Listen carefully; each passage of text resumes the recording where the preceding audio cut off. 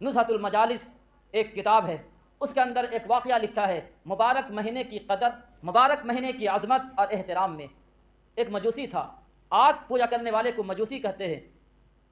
मुसलमान बिरादरी में, मुसलमान मुआशरे में वो रहता था। रमज़ानुल मुबारक का बाबरकत महीना शुरू हुआ। उसने अपने बच्चे से कहा, मुसलमानों का ये मुबारक महीना शुरू हो गया है, मुसलमानों के साथ खुलेआम खाना नहीं, खुलेआम पीना नहीं, बल्कि यूँ इसलिए कि मुसलमानों का मुबारक महीना शुरू हो गया है, खाना हो पीना हो, अपने घर में खाना और पीना। बाप ने बेटे को समझाया, मजूसी ने अपने बेटे को समझाया, लेकिन बाप ने देखा एक दिन बाजार में, मार्केट में वो खुलेआम खा रहा है, मजूसी का वो बेटा।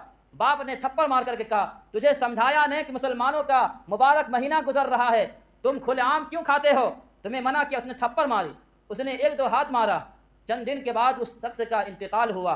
ख्वाब में देखने वाले ने देखा वो जन्नत में घूम रहा है, मज़ा ले रहा है। पूछने वाले ने पूछा, या तुम तो कुफार थे, आग की पूजा करने वाले थे, मुसलमान नहीं थे, जन्नत तो मुसलमानों के लिए है, ईमान वालों के लिए है।